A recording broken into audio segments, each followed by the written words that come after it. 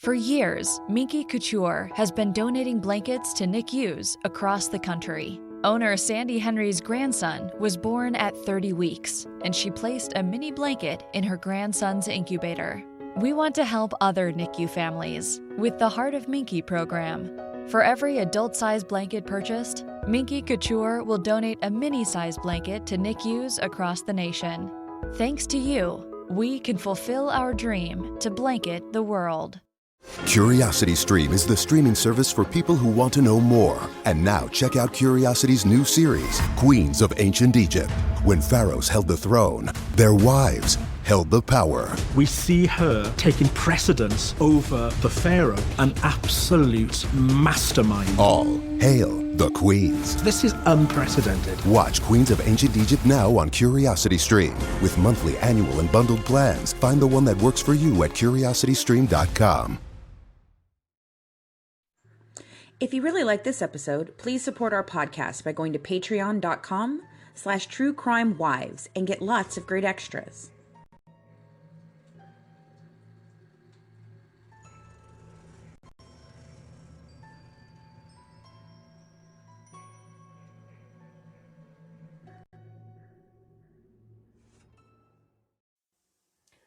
On the Good Wife's Guide to True Crime, we discuss crimes that some may find disturbing. Listener discretion is advised. Well, welcome back, guys. I'm happy you joined us today because we're all super excited about our current series and our series season finale. Today's episode is the second in a special 4-episode series on the case of Scott Peterson, who was convicted of killing his wife, Lacey, and their unborn son, Connor. In this series, we're doing things a little bit differently than we usually do. A couple of the good wives have some pretty different opinions, but equally strong opinions on this case, and we're going to hash it out in this head-to-head. And then we'll all come back and, we'll present, we'll kind of talk about who presented a stronger case for their side, and a couple of our listeners will get to have their verdict featured on our podcast and social media pages, and we'll receive a gift from the good wives. So tonight you're going to hear from me, Colleen, on why I think that Scott is innocent, but minimally, I want you guys to understand why there is a high amount of reasonable doubt that the prosecution did not prove beyond a reasonable doubt that Scott did it, and that he should not have been given the sentence he was, and definitely did not deserve the death penalty and the errors that happened in the case.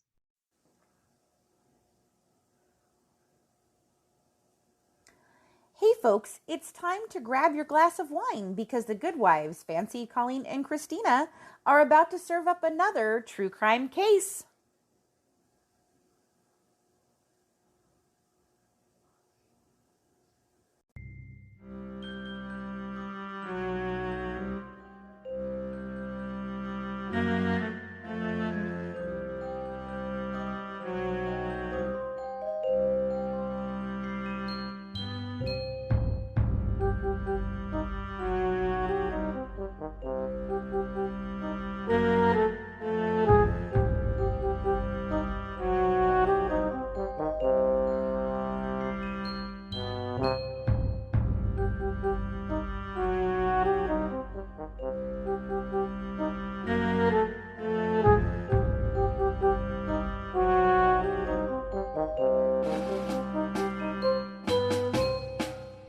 So as you heard in our last episode, this is the case of Scott Peterson, who's convicted of killing Lacey and their unborn son, Connor. However, I find that there are dozens of inconsistencies with the prosecution's case, too many unanswered questions, tons of doubt, and why I think he's innocent. Do I think he was a great husband? Absolutely not. He cheated on his pregnant wife. But being a shit husband doesn't make you a murderer. So, like I said, my goal is to educate you on these inconsistencies that are not really public knowledge and help you understand where I'm coming from, and at the very least, show that he should not have been given the death penalty. Well, I'm very interested to hear your case. I tried not to go on my own and look too much into anything because I want to hear it from your perspective first. So this is definitely going to be interesting. Right. Many people have this, preconceived notion, obviously Scott cheated, he did it. That's what, the media has said. This is what most people believe.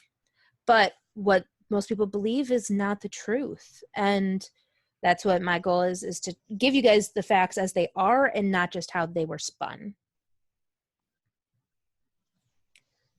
So I firmly believe that he is guilty, and that I don't really necessarily believe in the death penalty for everything. So I don't know that he should have gotten the death penalty, but I absolutely think that he's guilty. So you'll have your work cut out convincing me otherwise on that. But I know that's why we're here, is for you to try and convince me.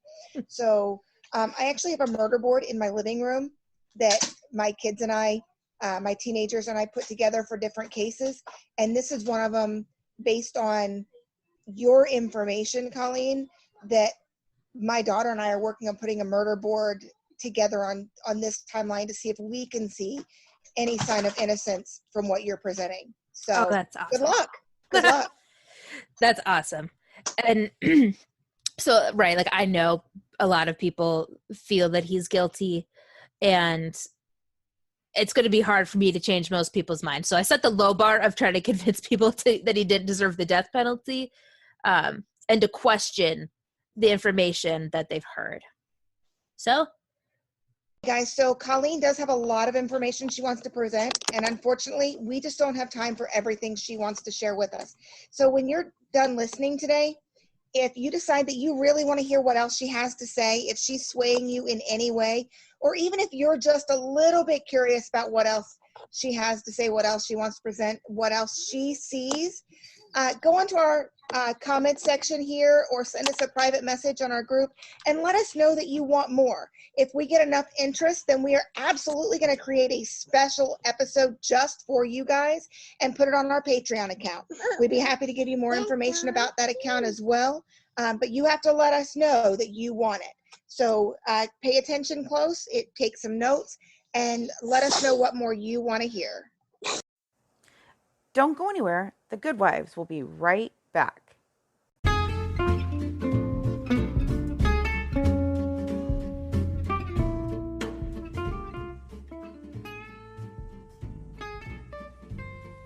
In every episode, we like to serve up a special dish from the state that our crime takes place. So here's our resident Cajun Mama Ty to tell you what our true crime dish of the week is.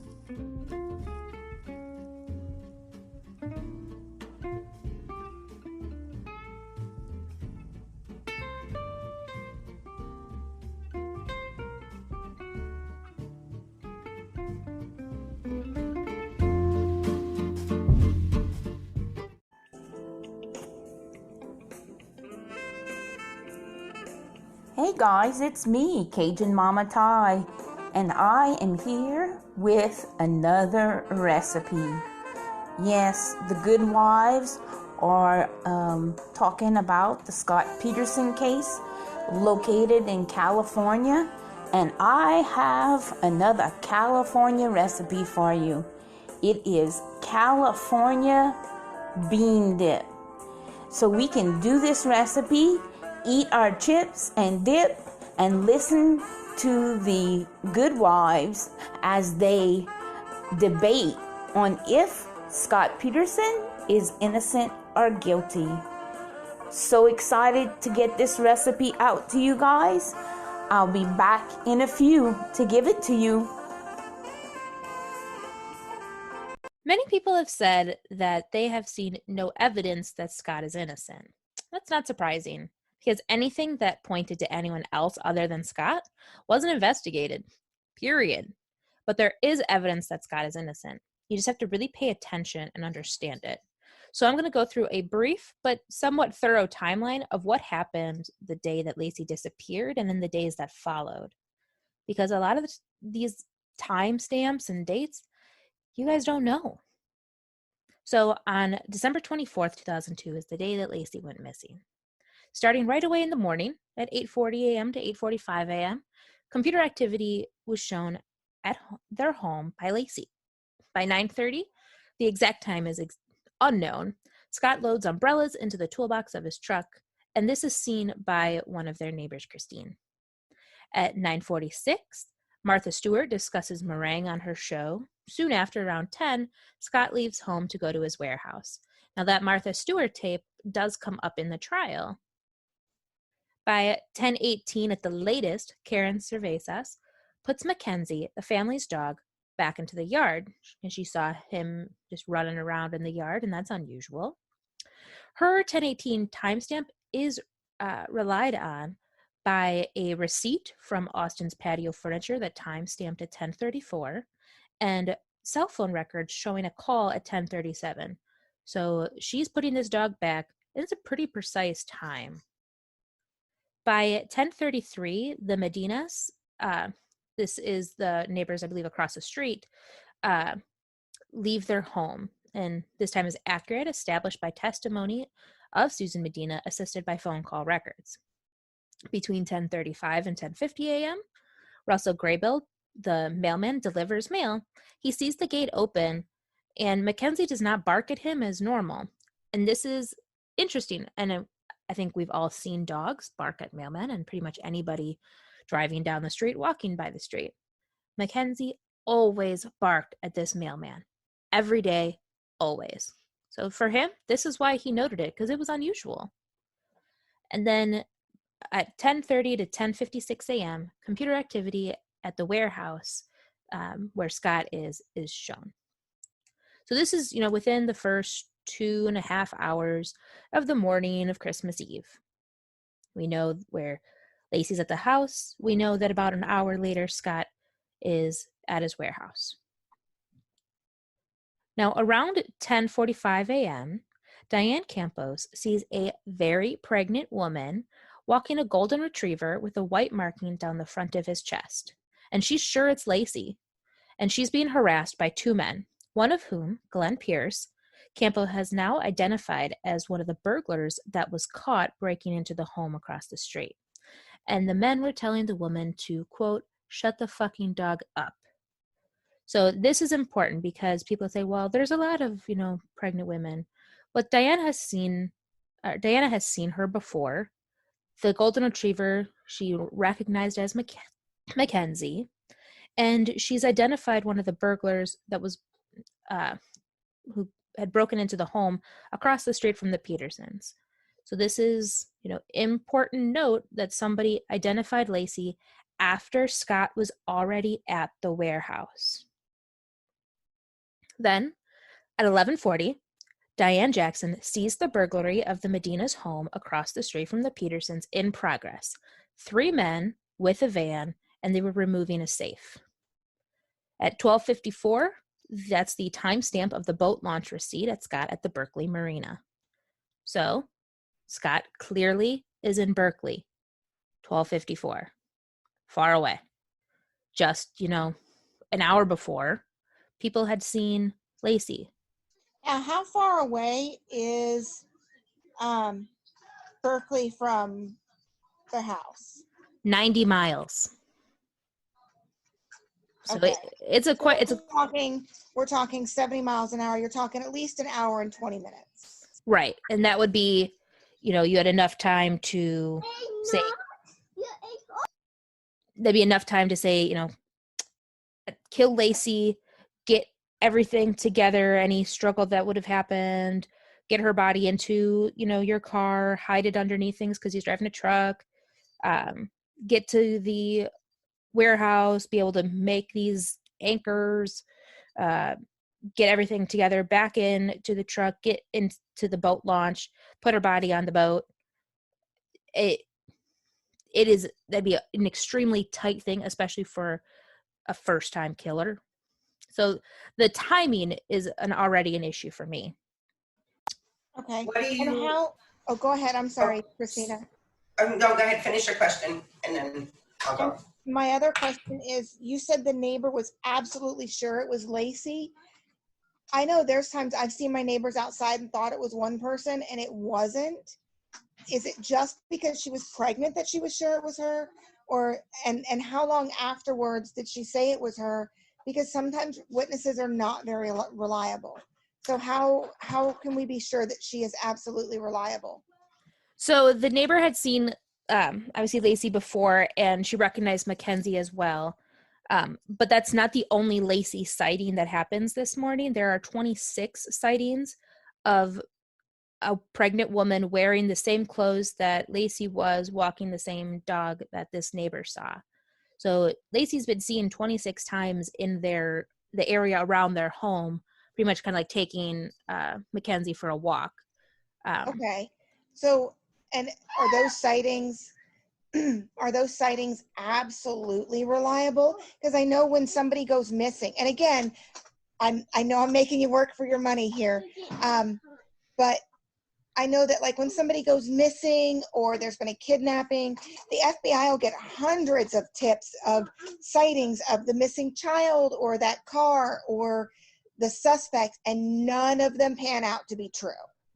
So the tips that were given, and I'll be getting into this a little bit later too, were reported to the police that day, reported the next day and the next day and in the weeks following, and a lot of them were not followed up on by the police, despite the people giving the tips were calling them. And by the time the police did follow up, it was weeks later, but they still gave, their same statement. But so the investigation and the investigators did not, follow up on these tips, especially reliably. They were focusing on Scott, but based on timestamps, Scott was already in Berkeley when these sightings of, potentially Lacey were seen. And the people who gave the tips, many of them also identified the people who were burglarizing the Medina's home and recognized the van and the burglars. So they not only matched, Lacey and Mackenzie's description, but they also matched the description of the van and the people who broke into the Medina's home. Do you think with Karen's service, is there any reason to think that her account of what time she brought Mackenzie back to the yard is wrong, even though they used a receipt and a phone call to base her time off of? I think that, so, Scott leaves roughly around 10 a.m. He saw the Martha Stewart thing at 9:45-ish. So he's leaving within, those 15 minutes. And that's, when he last sees Lacey. So for Karen, putting the dog back at 10:18, to me, it's pretty reliable. At least between 10 and 10:20, she puts that dog back in the yard. Because then at 10:34, she's already left and is at a furniture store. So it's between 20 minutes. Okay, so if Mackenzie was back in the yard around 10:18, 10:20, then what's the reason that you think he didn't bark at the mailman between 10:35 and 10:50? And how would Diana have seen her for sure walking the dog at 10:45? So based on the other reportings of Lacey had been seen confronting the people burglarizing the Medina home and then coming back to her home. And so people have, based on the timeline, said that during the time when she went to confront the burglars is when Mackenzie was out of the yard. And then after, because Lacey then goes back inside, and I believe this is when she puts on a different outfit, that then she grabs Mackenzie to go for the walk and then is out walking. Is there anything else that says that, or that's just like a theory? I've got a couple. There's a lot more information in the extra information I have, where I go through all of the tips. So if you guys want to know more, definitely let us know. So then between 2 to 4 p.m., a pregnant woman is seen being forced into a van. So this is where, people start seeing this happen. So an audio tape and a transcription of a conversation with this person who viewed this, Harshman, to the defense on May 20th, 11 days before the beginning of the trial. And this was the first time the defense was even made aware that a woman resembling Lacey had been forced into a van near the corner of Scenic and Klaus on the same day that a similar van had been seen by Diane Jackson in front of the Medina's home. Harshman specifically said in his interview with Grogan, one of the investigators, that he had seen the woman's face when she was up against the fence. That's what he had concentrated on. And he said that there was a scared look on her face. So somebody sees a very pregnant woman being forced into the back of a van, the van that they pretty much matched with the van that was outside of the Medina's home, robbing it. And Medina's home is across the street from the Petersons. So connection. And so this is where I get startly annoyed with investigators. The investigators had this audio tape and transcription of the conversation, but did not give it over to the defense until 11 days before the trial. And they were sitting on this information and did not share that information with the media either. And, in those 6 months, the media has vilified Scott as the killer, when there are sightings of Lacey, or potential Lacey, much later. So then, in the coming days, so December 26th of 2002, Diana Campos sees the missing poster for Lacey at a Starbucks near the hospital where she worked. And she recognized Lacey as a woman who was walking her dog on December 24th. And Ms. Campos was sure it was the same woman. And she called the police the next day and was interviewed by Detective Owen of the Modesto Police Department. And does Miss Campos know Lacey personally? Like, did they have some kind of relationship? I'm not sure to the extent of their knowledge of each other, but from her statements was that, so when she was out for a cigarette break when she was working. I believe this is the one. There was a person who was, I'm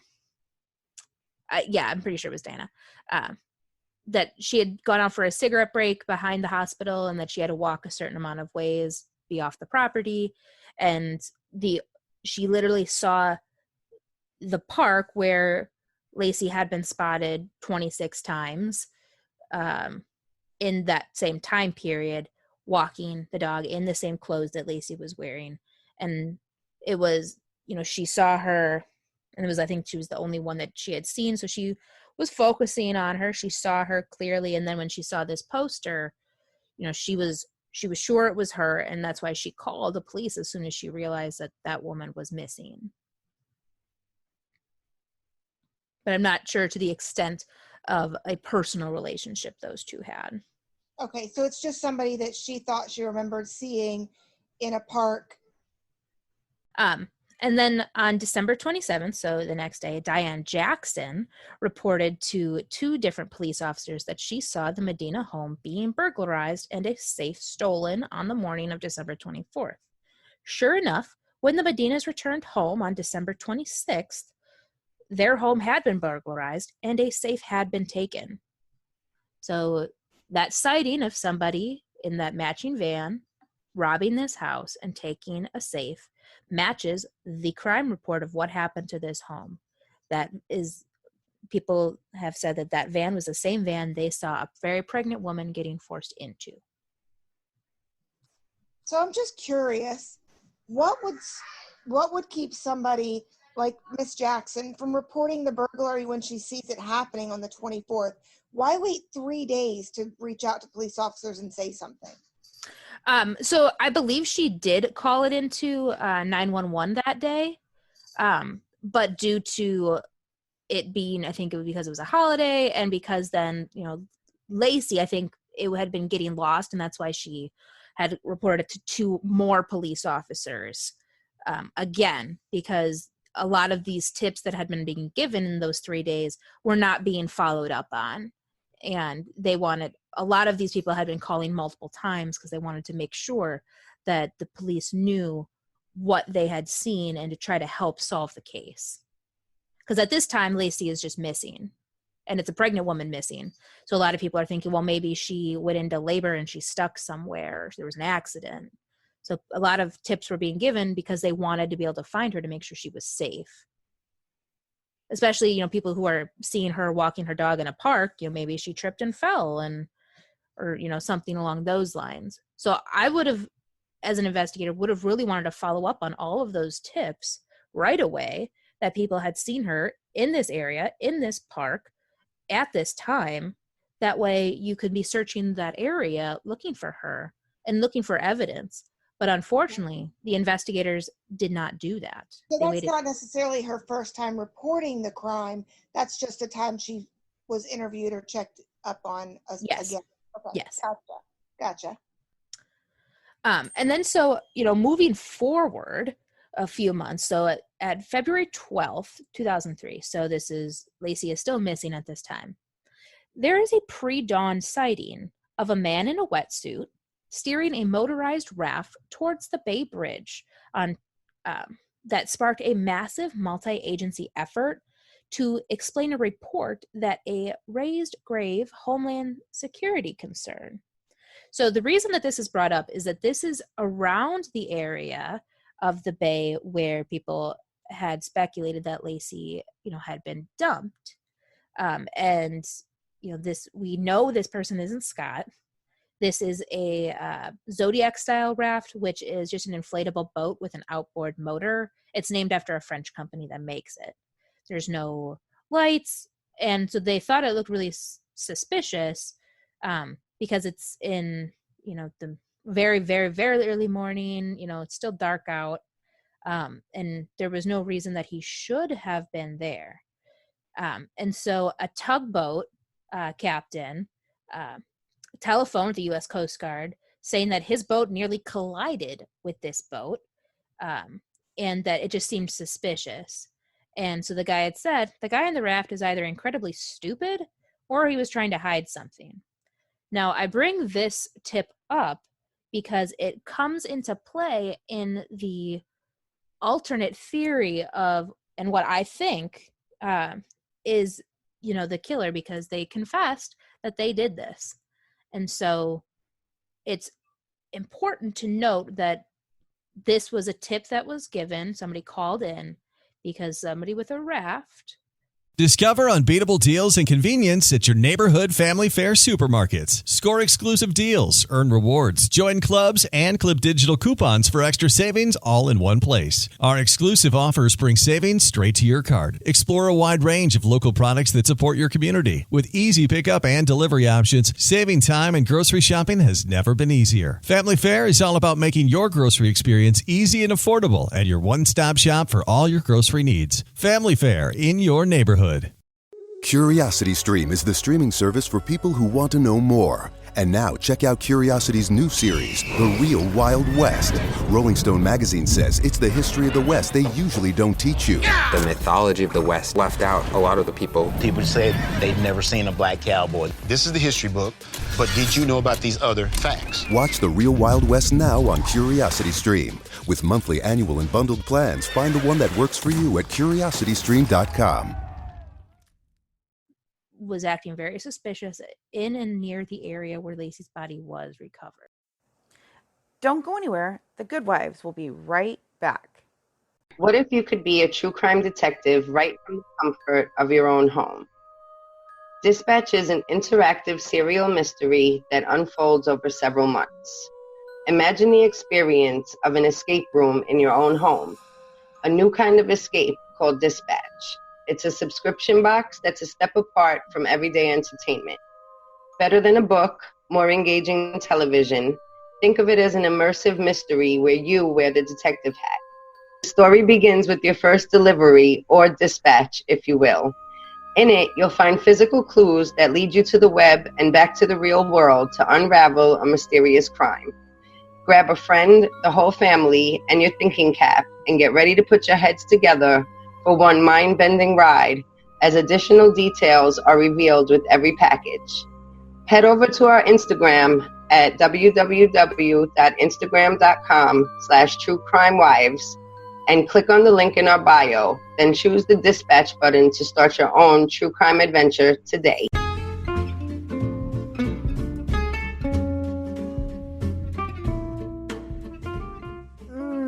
Ty. Another great recipe. For the full recipe that was shared tonight, join us at our exclusive membership club at www.patreon.com/truecrimewives.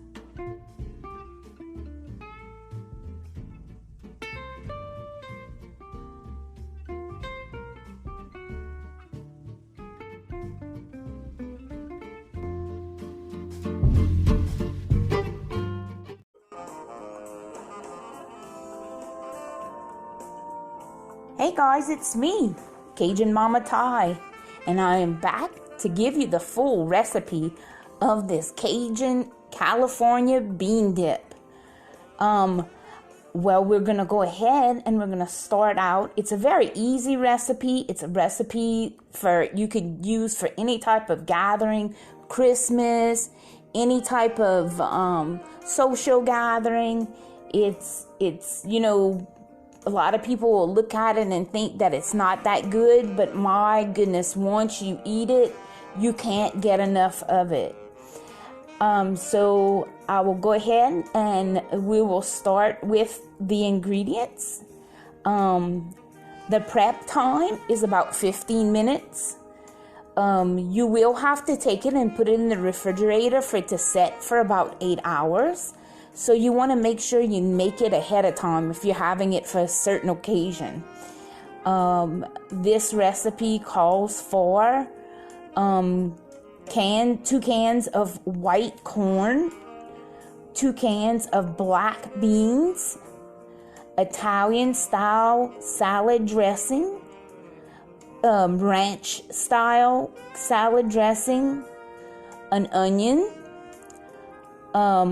hot pepper sauce, but I would use Louisiana hot sauce if you can find it, fresh cilantro, chili powder, and fresh ground pepper. So basically your directions are, you want to take a medium-sized bowl, you want to mix your corn, rinse your corn and your beans out, take the water and rinse them. Add your Italian style dressing, your ranch dressing, cut up your onions, put that all in there, pour in a little bit of hot sauce with your cilantro, your chili powder, and you mix it together. You want it to chill in the refrigerator for at least 8 hours or even overnight before you serve it. It is served with corn chips or even tortilla chips. It's an awesome recipe, like I said, can be used for any type of social gathering. We've used it for Christmases, we've used it for holidays, and to be honest with you, my family absolutely loves this recipe. So I just wanted to share it with you guys and let you know that this California bean dip is an awesome recipe. So I will let's get back to the Good Wives as they continue talking about the Scott Peterson case. If you have a recipe or a French word that you'd like for me to discuss, you can contact me by email at CajunMamaTie, CajunMommaTie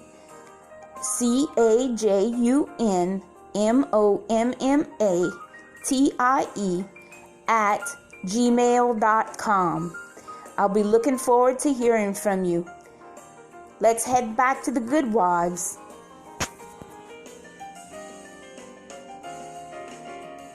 Now you'll hear from practically everyone who has an opinion on the Scott Peterson case that Scott is a liar.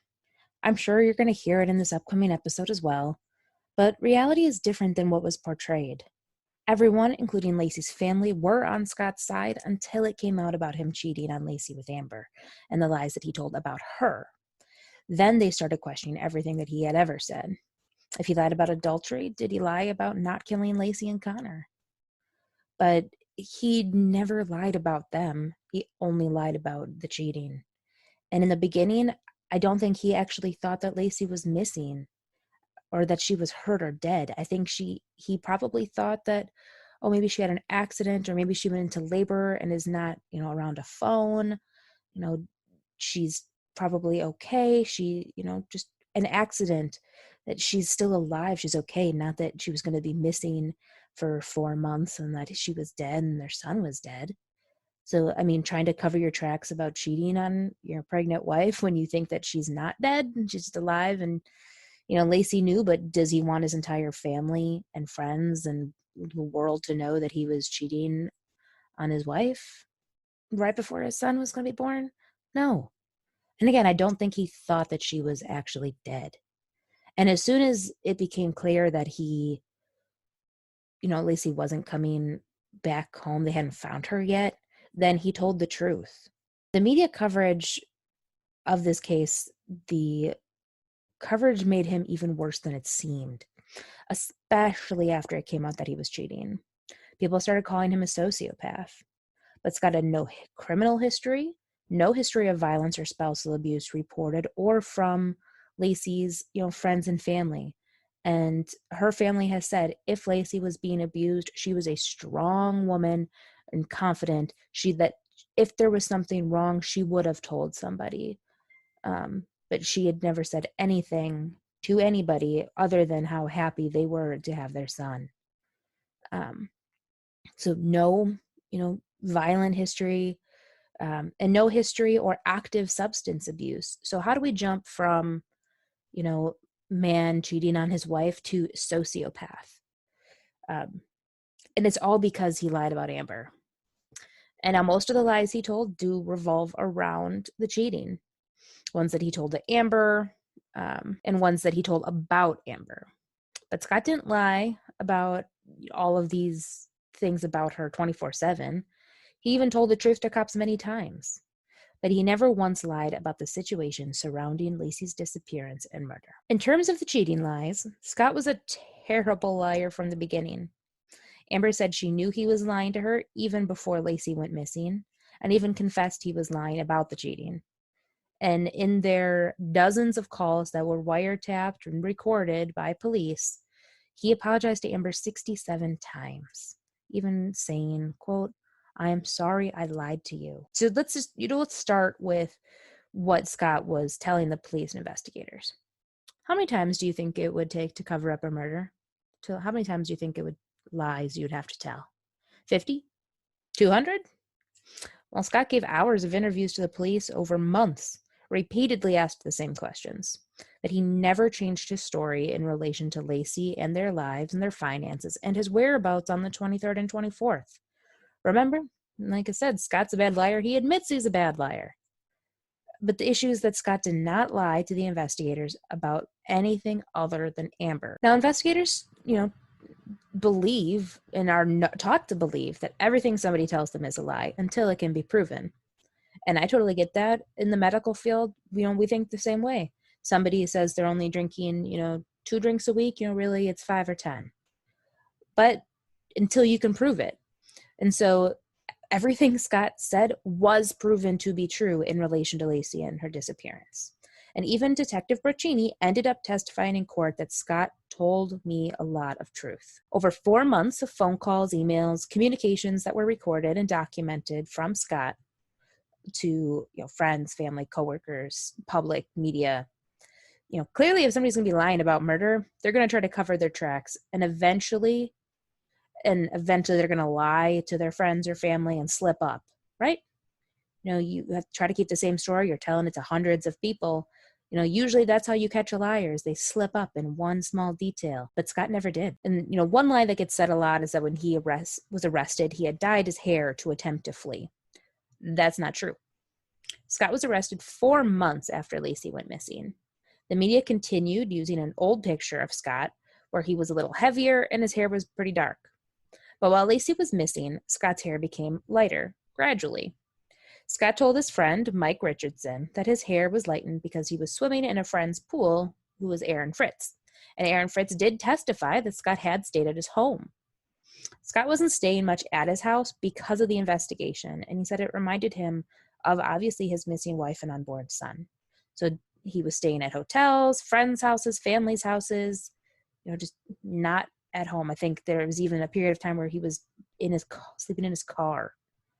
And so during these 4 months, if you look at the photos of Scott it's not a, sudden dramatic change. It's a gradual change in his hair color.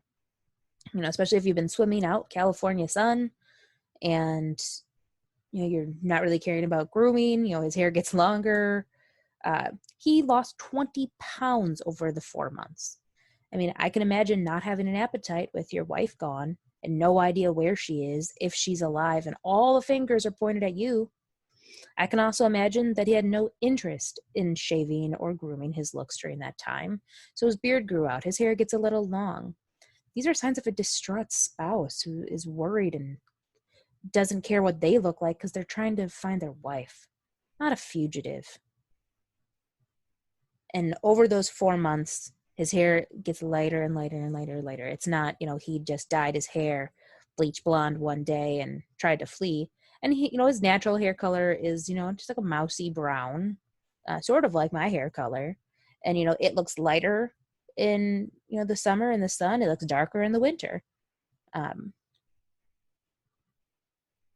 And like Tori said, if you're going to change your hair color to try to, flee, you're not going to go subtle change from light brown to, dirty blonde. You're going to go all out, from like a blonde to a, redhead or brunette. But like I said, investigators are going to assume that Scott is lying, and I get that. It's their job. But these thoughts on focusing only on Scott clouded their judgment and left them with tunnel vision that impaired their own investigation. The lies that the prosecution claimed were that Scott lied about his whereabouts on Christmas Eve, December 24th, and that he was golfing instead of fishing. But police testimony and evidence showed that Scott never even hid the fact that he went fishing.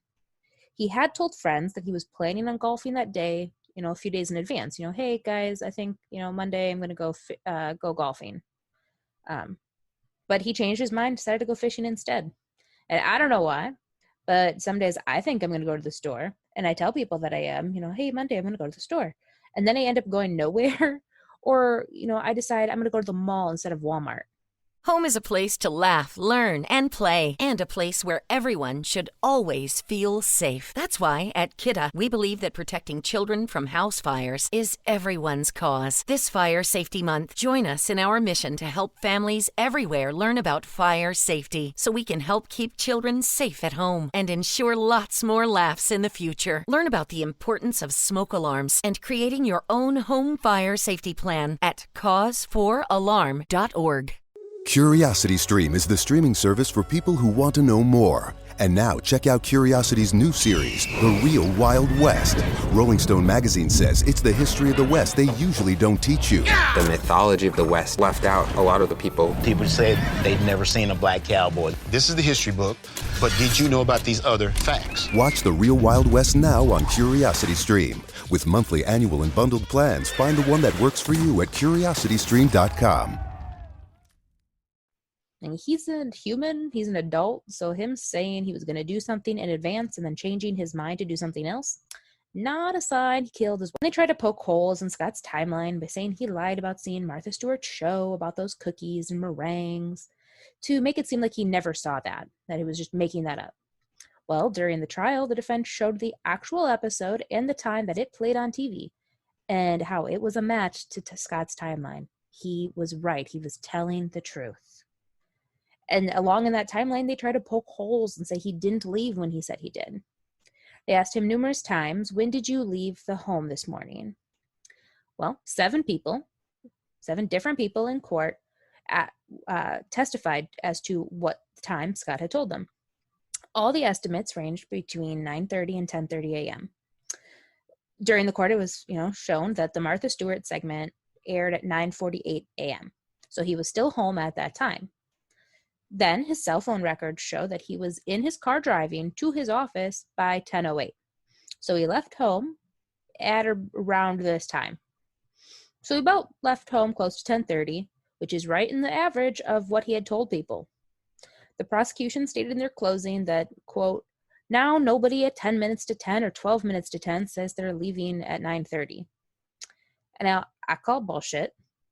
I tell my husband I'm leaving at 9:30, and really I leave at 9:45.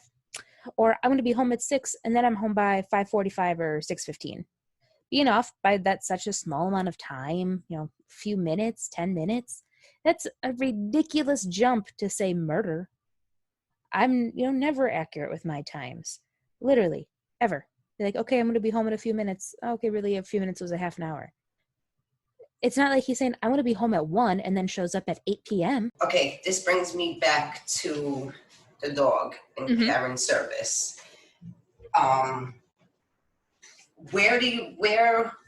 If she brought the dog to the yard at 10:18, and then you said there was a point where Lacey went back and that's when she changed clothes and stuff, where was Lacey when the dog was loose and Karen's service had to bring it to the yard?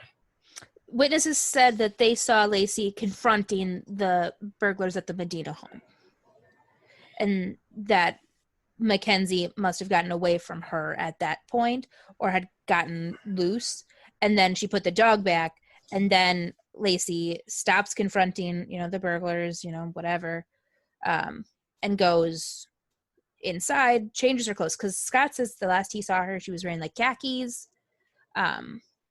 or that she was wearing, like, all the witnesses who had spotted her said she was wearing like these like leggings and a loose flowing top. But then when Lacey was found, she was or Scott said she was wearing the pajamas from the night before. When Lacey was found, she was wearing khakis. So people there's like a timeline of, at some point Lacey changed her clothes. So at some timing, I asked because the timing of that really bothers me. Like, if he left sometime, you said around or before 10:08, based on his cell phone, right?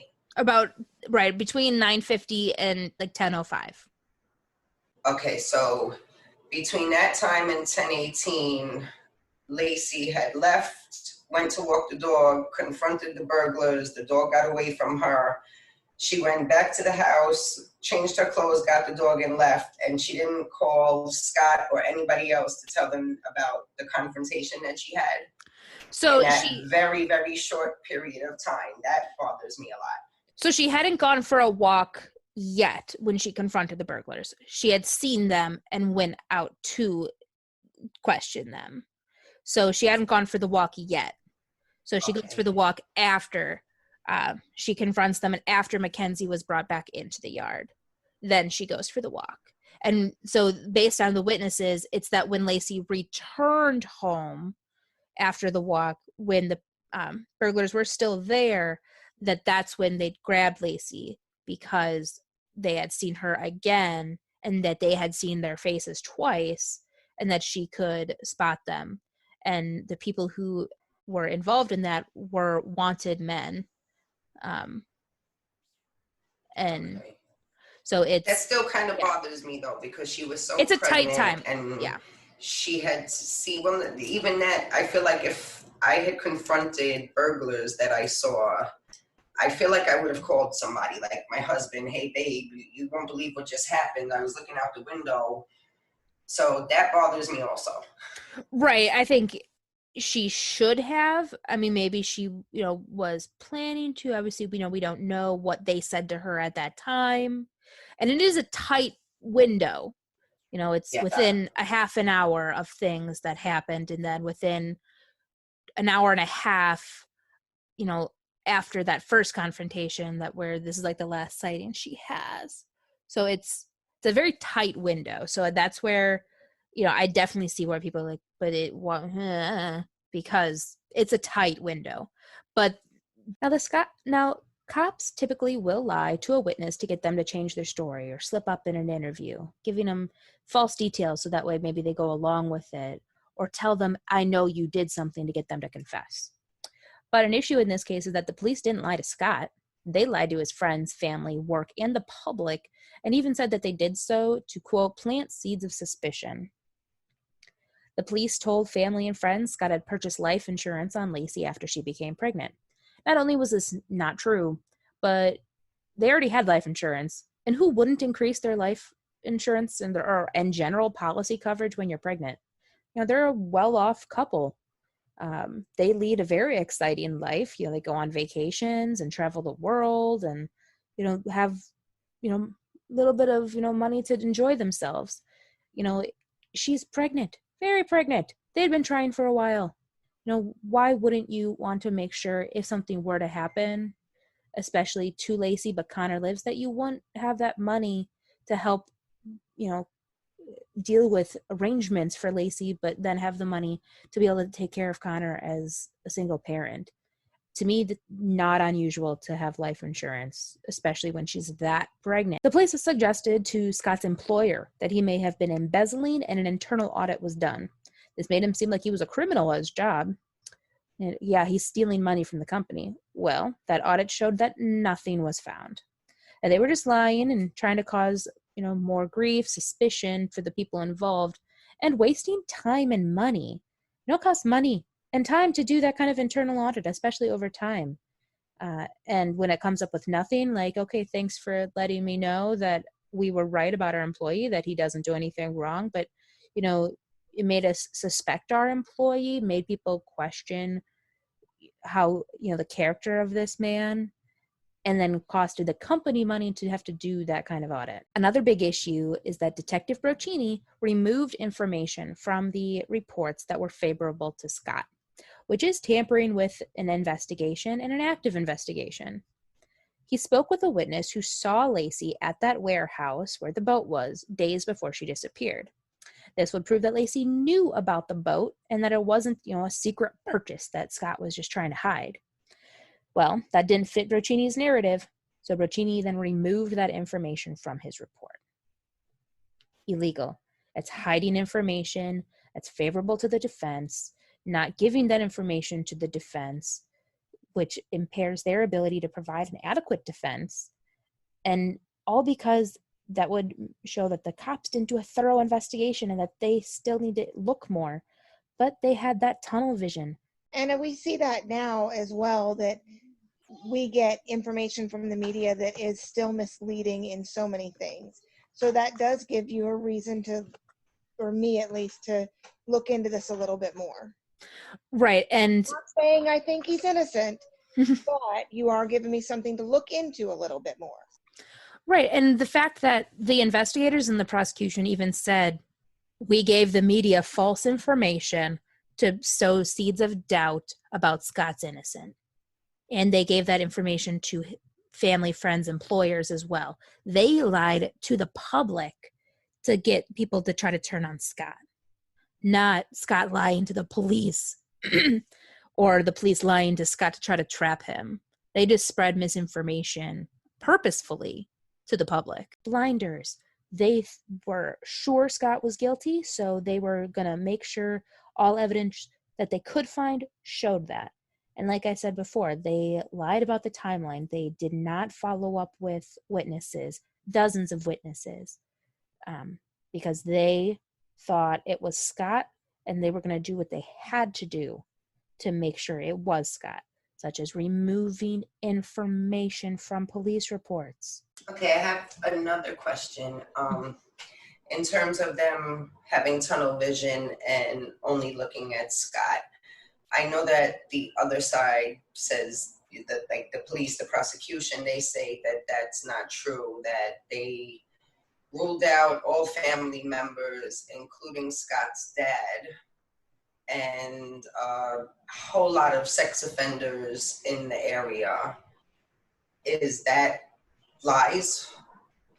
So looking at other family members, I'm sure they probably did, but knowing that, you look at cell phone records and, the alibis of family members, they were probably ruled out right away.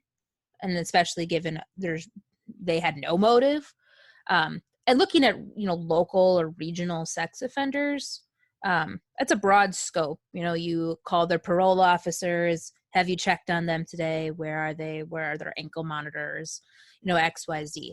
The issue is that the police's tunnel vision involved that they actually didn't follow up on the leads they had. So instead of, maybe they surveyed, what information they already knew about local sex offenders and family, but that's generally, but all the tips they were given, they didn't follow up on. So that's where the tunnel vision comes in. Okay. And, in general, a big issue with this case is that there is zero physical evidence to prove Scott's guilty of murder. There's a lot of circumstantial evidence, but there's no actual evidence. There's no blood droplets. There's no camera footage. There's no DNA. There's no inconsistent stories. There's no, camera footage of him, dragging bags out to the car or out, to a dump site. There's nothing. There's nothing proving that Scott killed his wife. And based on the evidence, I've presented or will present today, I'm going to show you that Connor was born after the disappearance, that he was handled outside of birth. But Scott was already being looked at from the day she went missing.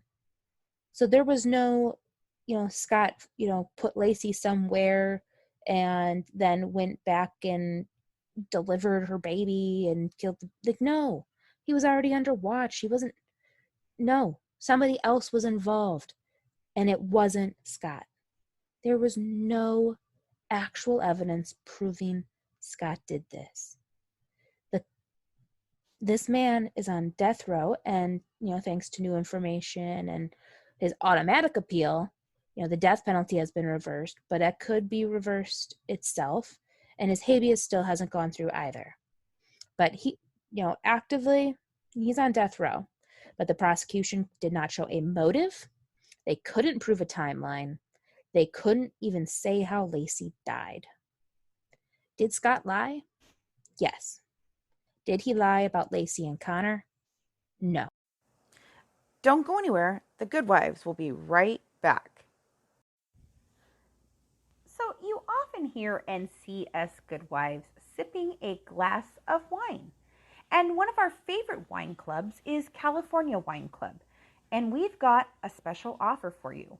If you click our link in the description below before March 31st, 2020, then you can save half off your first month when you join at any club level. California Wine Club only works with small wineries, and they hand select 2 bottles of wine each month and ship them straight to your door. Now, you don't even have to go to the liquor store to have a sip of bubbly with us. How cool is that?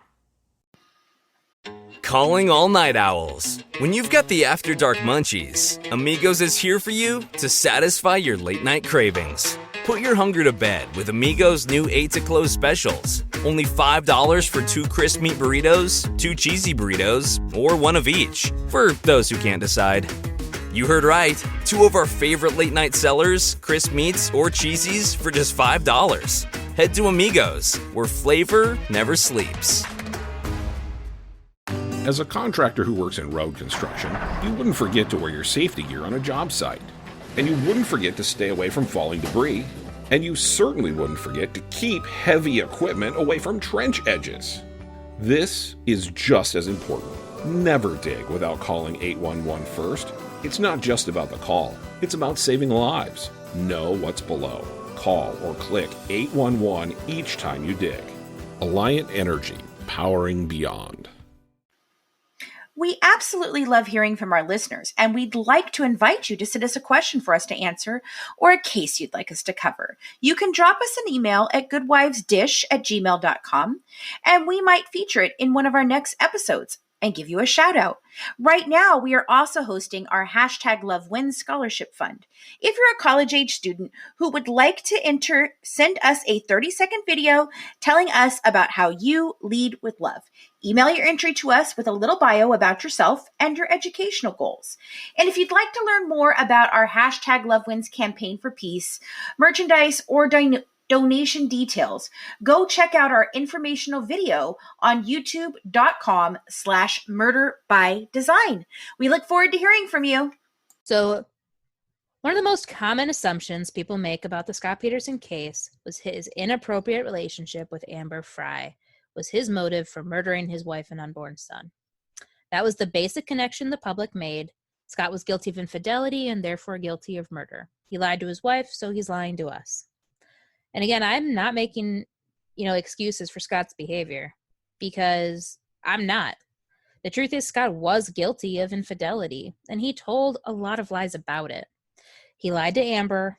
he did deceive family and police about Amber, and he did spend time on the phone with Amber after Lacey went missing.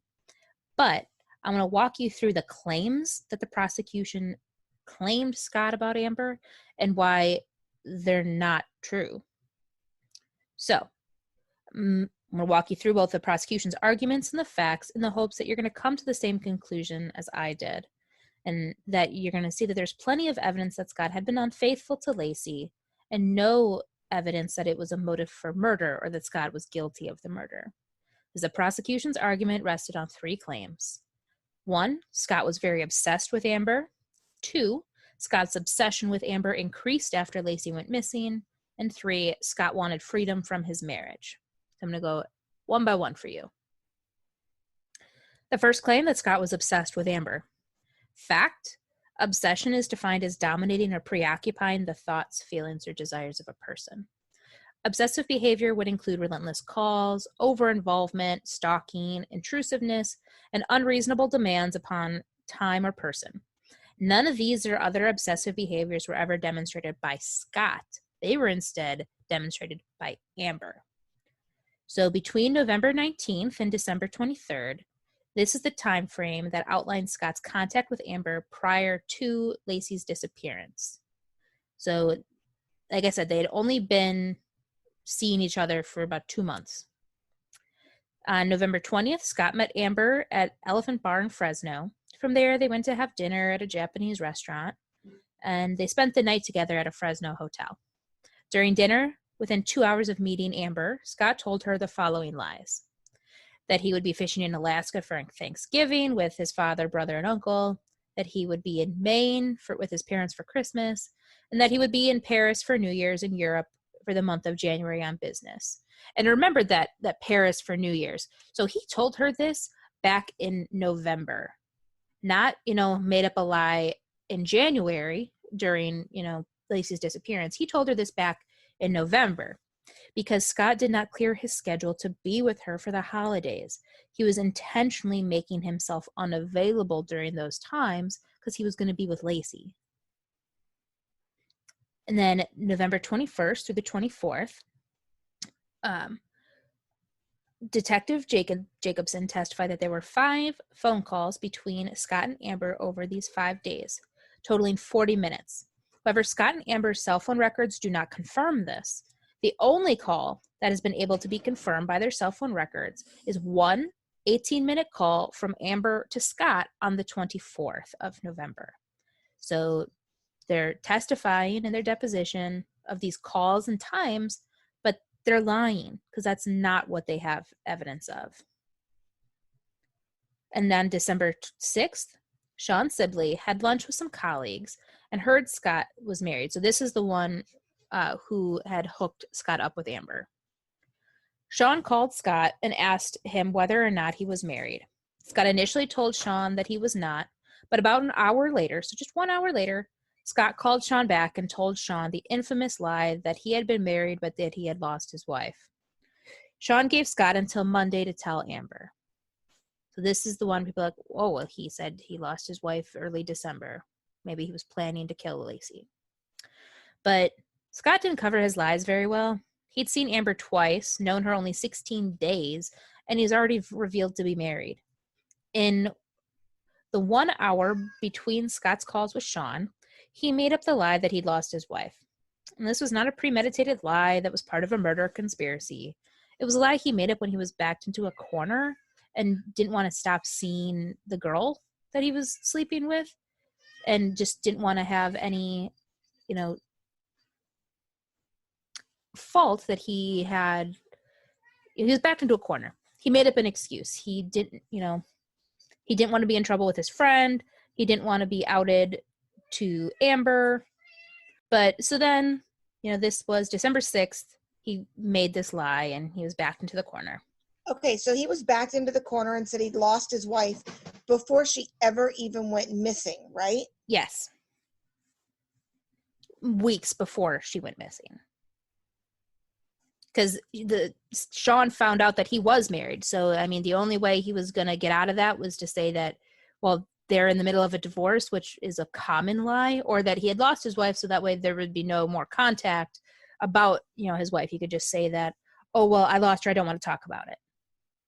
And then he told Amber that he would be in Paris the same time that it conveniently was the same time as her funeral. Is that correct? Like he told her back in November, again, before she actually went missing, that he would be in Paris. And then he told Amber that he was in Paris when he was at the funeral.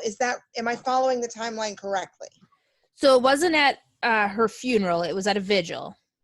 But the phone call, it's portrayed that it was in the middle of the vigil. It wasn't. It was hours after the vigil. But he told her back in November, beginning of November, that he was going to be in Paris for New Year's on the whole month of January on business because he didn't want to disturb his time with Lacey. So he made himself unavailable during that time. And he told her that back early November. So it's just coincidental that she actually is missing at the same time he said he would be unavailable, and now he's conveniently helping look for his missing wife. Is that, again, am I following the timeline properly? Roughly, yes. So the, vigil is happening, and, when he does talk to Amber, he continues with what he had told her back in November that, I'm in Paris. Yep. Hopefully you're not watching the news because I'm on the news right now. But, yep, I'm in Paris because he had already told her he was going to be there. And he just continued with that lie. It is unfortunate coincidence that she actually happened to be missing and that lie coincided with that time period. Then on December 9th, so still, weeks before Lacey goes missing, Scott had visited Amber to tell her that he had been married. On December 14th, Scott attended a Christmas party with Amber and then spent the night at her house. And this is the last time Scott sees Amber until she testifies at his trial in 2004. And so there's that famous picture of her with him then. And then December 16th through the 23rd, there were 26 calls between Amber and Scott, but 2/3 of them, which were placed by Amber. And it's mostly voicemail phone tag, and the phone usage build averaged only about 8 minutes a day. And remember, this is before, texting or instant messaging and, so playing phone tag on voicemail for 8 minutes, not a long time. If they had been texting, probably would have been many more texts at different times, much less inconspicuous. But again, it shows that Amber is the one who pursued Scott, not Scott pursuing Amber. The second claim was that Scott's obsession with Amber increased after Lacey went missing. But the fact is that Scott's contact with Amber decreased after Lacey went missing. The only contact between Scott and Amber is on the phone, and Scott confessed to Amber his true status as a married man and his love for Lacey. So on December 25th, Christmas morning, Amber called Scott twice, and then Scott returned her call. Amber called Scott 2 more times that day and had her friend Doug leave Scott a message that he should call Amber. So Scott's busy. He doesn't want to talk to her, and she keeps pursuing him. December 26th, Amber calls Scott 5 times. Scott finally returns her call. And then Amber called Scott 9 more times. And then Scott returned her call again. So she is just blowing up his phone multiple times a day. And he doesn't answer. And then he eventually calls her back later. But he's not pursuing her. Over the first 6 days of Lacey missing, Amber called Scott 29 times. Scott made 11 return calls to Amber, and the average phone bill usage per day is 19 minutes. But Scott did not see Amber during this time, nor did he ask to see her. And between December 30th and January 6th, things changed for Amber in this next time frame.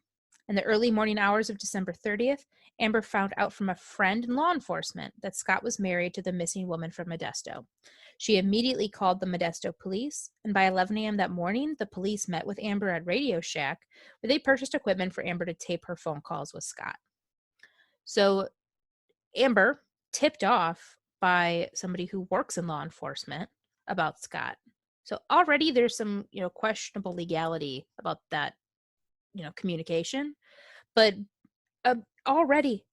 December 30th, she is now working for the police. Scott, after that, are now at the request of the Modesto police, as they used Amber to try to trap Scott. They hoped she could elicit a confession or any information that would help them pin Lacey's disappearance on him. The problem is that, in the tapes the jury heard, Amber did know that Scott was married. She was only pretending she didn't. The juror thought that he was listening to two people who didn't know they were being recorded, but Amber knew. She made the tapes. One of the jurors, Gaciano, went on to state in a book, these tapes were the sole factor, in my opinion, in putting Scott Peterson to death. The content and frequency of the calls would not have existed if not for the Modesto police. And their content and frequency led to the jury to conclude that Scott was continuing to initiate contact and pursue Amber. And in short, Gaciano voted to put Scott to death based on the conclusions made in error. So the police are getting Amber to call Scott. Scott's not pursuing Amber. They're directing her to call him multiple times. They're trying to get her to trick Scott into saying something. And then during the trial, they put it out there that it was two people who didn't know they were being recorded. But Amber did. She was one doing it. I get that, but before things changed for Amber, Scott returns her call, a dozen times in the first 6 days? Right. He returns 11 calls and she called him 29 times. So if he didn't want to speak to her, why even call her back? Why wouldn't he just stop calling her? I think he was concerned that she would eventually just show up or become a bigger nuisance and to try to... At Baker's, we know the minute a tomato is picked off the vine, the fresh timer starts. The sooner we get our produce to you, the fresher it is. That's why we've completely overhauled our process to shorten the time from harvest to home for our tomatoes, strawberries, and salads. Because we know how much you love fresh produce, we give you more time to enjoy your tasty fruits and veggies at home. So whether you're shopping in-store, picking up, or prefer delivery, we're committed to bringing you the freshest produce possible. Baker's, fresh for everyone. Try to just buy time and just be don't, hey, I can't talk right now, or hey, please stop calling me, 15 times a day, to try to get her off his back a little bit. Because if he didn't respond to her at all, she would have just continued to keep blowing up his phone, maybe even show up, become an even bigger problem. Okay, I'll take that. So then on December 30th, so she's now working for the police, Amber initiated a series of 5 phone calls, 12 minutes in total. On December 31st, there were 6 calls, 15 minutes total, the last of which was at 4:20 p.m., 10 minutes before the New Year's Eve vigil for Lacey was about to start. The police and Amber both knew there was a vigil. She called him at 3 p.m. and he returned her call, maintaining his lie that he was out of the country, wishing Amber a Happy New Year from Paris. Despite what was widely reported, Scott was not on the phone with Amber during the vigil. This is before the vigil, and I believe there was a little bit, the next one was after a search the next day. But the media portrayed it that he's on the phone with his mistress during the vigil. No.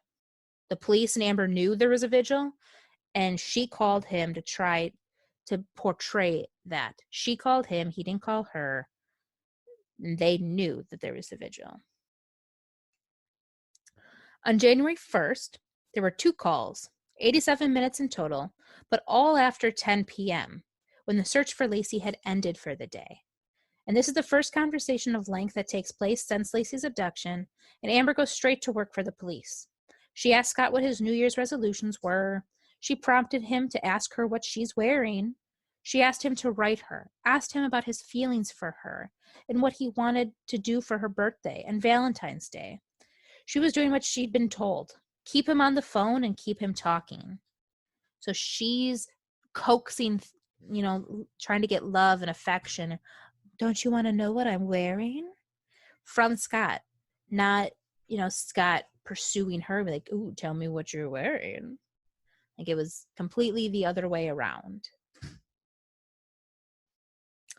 And then phone calls between January 6th and February 19th, so a month and a half. Things changed again on January 6th.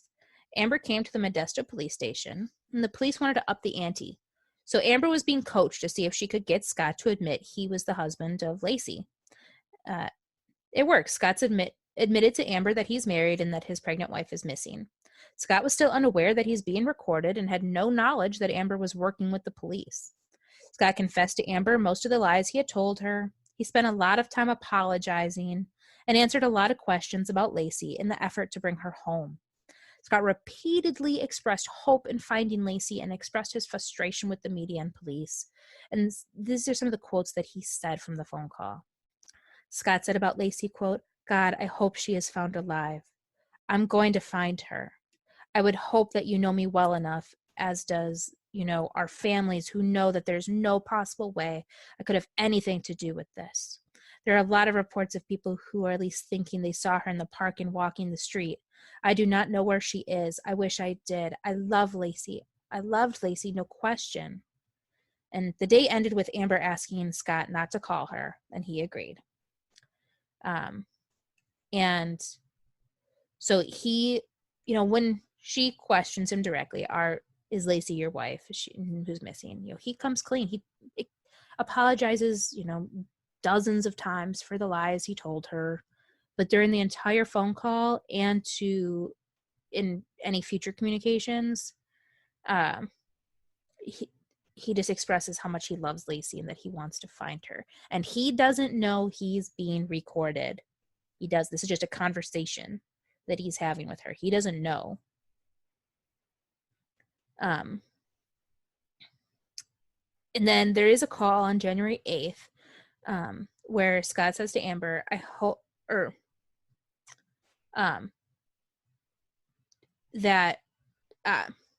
that you're not involved to any degree with Lacey's disappearance. And in this call, Amber asked Scott what he would do if she went to the police. Scott responded by telling her, if you want to go to the police, that's, fine. You need to do what's right for you, and I'm not afraid of it. And once again, Scott told Amber that he loves Lacey. So he's not, telling Amber, please don't go to the police, don't say anything.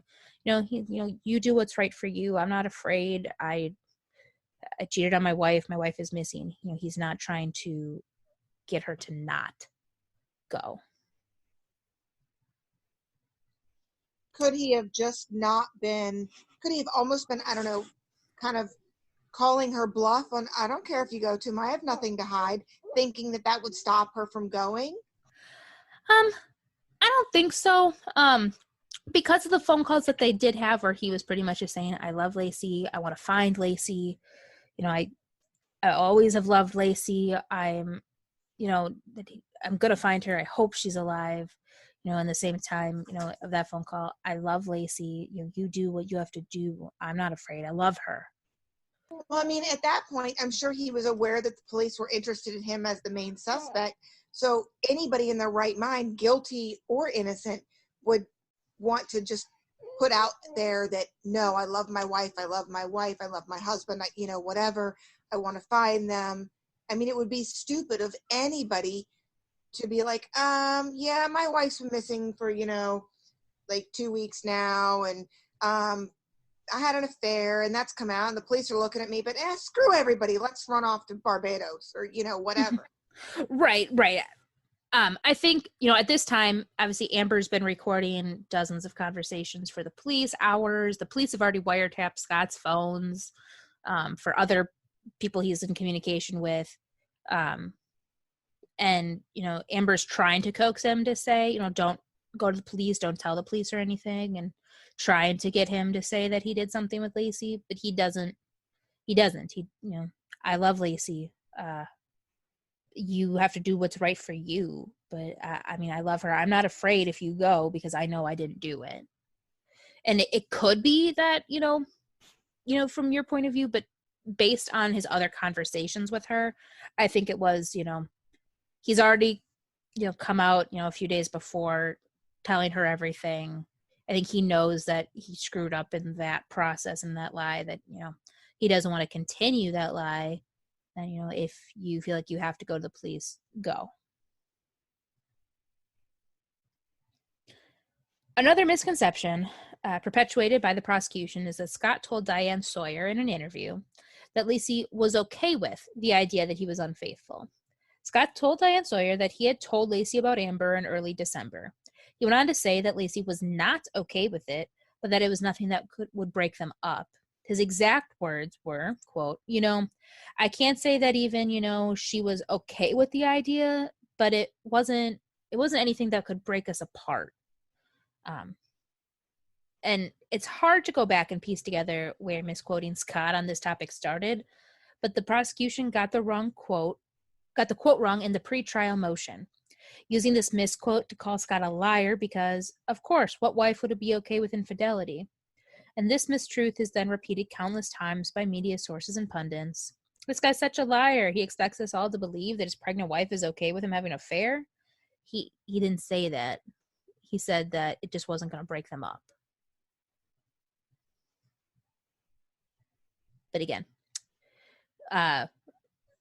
if you are on our Patreon, I did an interview with Kirk Nurmi, who's a defense attorney and specializes in death penalty cases. He advises people, you have the right to not talk. And people think if they do talk, then it makes them look innocent and open, when really it can screw them over. And such is this interview. They took his words, misconstrued it, and it helped vilify him in the media. And then this other claim is that Scott wanted freedom from responsibility as demonstrated by the fantasy life he portrayed to Amber. In their closing argument, the prosecution argued that Scott wanted freedom. Quote, Scott Peterson created a fantasy life for himself. Scott Peterson, in his fantasy world, he was rich, he was successful, he had a beautiful girlfriend, he was a jet setter. Remember vacations in Concorport, fishing in Alaska, jetting off to Europe. Amber Fry represented to him freedom. Freedom is what he wanted, freedom from responsibility. End quote. Fact, Scott lied to Amber about his availability and whereabouts, but he was not creating a fantasy life. Scott was actually using details from the life he already had. In 2002, Scott traveled for work to Cairo in February, Belgium in June, and southern Spain in October. In 2002, he and Laci traveled to Hawaii in May, San Diego in November, and Carmel in December. Scott and Laci honeymooned in Tahiti and had been to Mexico and British Columbia. Scott had been hunting in Alaska with his dad, brothers, and uncle, and had gone on several weekend hunting and fishing trips with his dad and brothers in California. His parents had gone on extended vacations to Kennebunk, Maine. Laci had recently traveled abroad to Italy for a short-term cooking school. And Scott and Laci had joined the Del Rio Country Club in December of 2002. Scott was due to get a raise in early 2003, and court testimony and evidence showed that they were living within their means. So the prosecution called these things fantasy. So in short, Scott and Laci's life together was a fantasy life, and was only going to get better with the arrival of their baby. So trying to say that, Scott's making up all these lies about where he's going to, he had been to these places. He had photos in these places. They were well-off couple. They worked hard, traveled the world. So this isn't just some fantasy. He's getting a raise. They're just went on vacation. He had, a life that was pretty fantasy-like for many of us. I'd like to go on vacation across the world many times a year.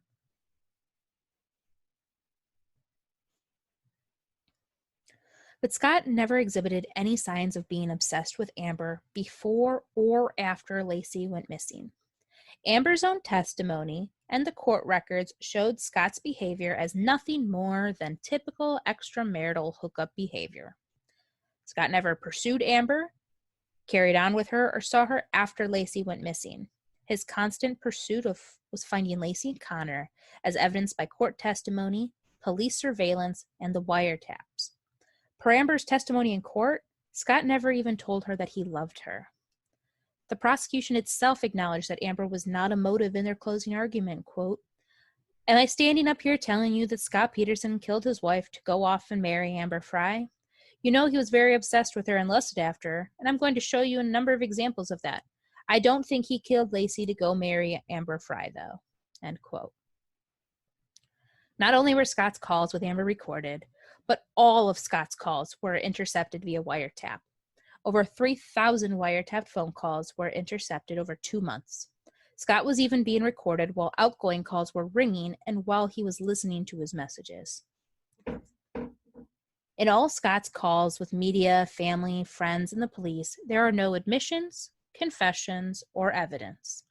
In over 2 months of phone calls, you never once have Scott losing his temper, raising his voice with anyone.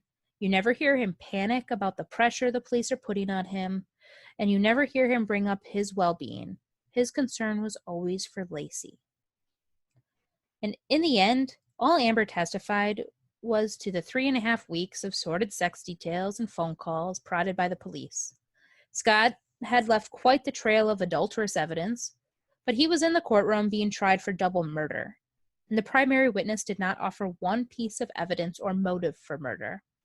At Baker's, we know the minute a tomato is picked off the vine, the fresh timer starts. The sooner we get our produce to you, the fresher it is. That's why we've completely overhauled our process to shorten the time from harvest to home for our tomatoes, strawberries, and salads. Because we know how much you love fresh produce, we give you more time to enjoy your tasty fruits and veggies at home. So whether you're shopping in-store, picking up, or prefer delivery, we're committed to bringing you the freshest produce possible. Baker's, fresh for everyone. At Baker's, we know the minute a tomato is picked, the fresh timer starts. The sooner we get our produce to you, the fresher it is. That's why we've shortened the time from harvest to home for our tasty tomatoes, strawberries, and salads. So no matter how you shop, you have more time with your fresh produce. Baker's, fresh for everyone. We've locked in low prices to help you save big store-wide. Look for the locked in low prices tags and enjoy extra savings throughout the store. Baker's, fresh for everyone. The clumsy trail of evidence tells the sad story of a self-absorbed, deceptive, and unfaithful husband, but there's not one piece of evidence that speaks to murder. The only reason the prosecution put so much emphasis on Amber's testimony is because it had absolutely nothing else to bring into the courtroom. If there had been any type of forensic evidence, a history of violence, motive, or eyewitnesses, they would not have needed Amber Fry to testify. But that wasn't the case, so they used Amber to make the jury hate Scott and make their case. Don't go anywhere. The Good Wives will be right back.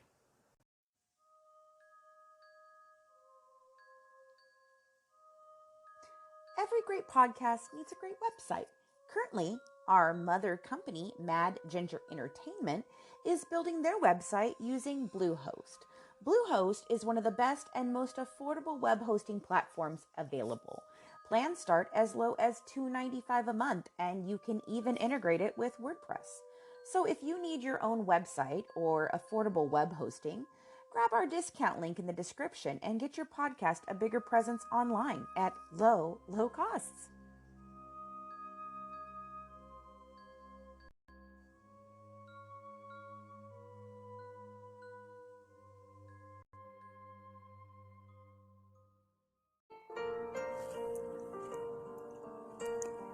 Hey guys, it's me, Cajun Mama Ty.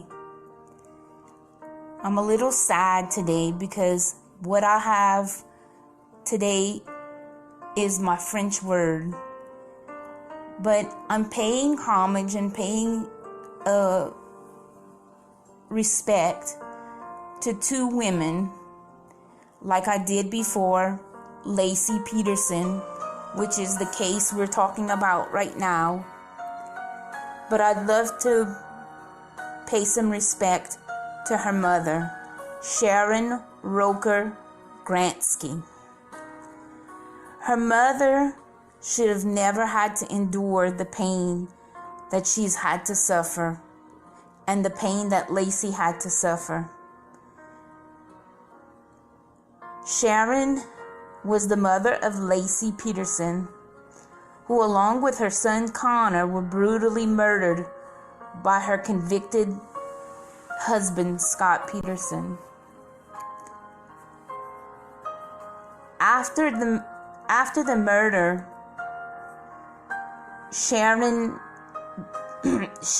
began a campaign for victims' rights and helped launch Lacey and Connor's Law, which now it makes it a crime to harm a fetus during an attack on a pregnant woman. The law, specifically the Unborn Victims of Violence Act, was signed into law by the president in April of 2004. Sharon resides in California. She is a wonderful woman, has done great things, and the only thing I can describe her as, the word I've chosen as my French word of the day: l'amour d'une mère, the love of a mother. She has the love of a mother with a broken heart. God bless you, Sharon. May your love never be broken.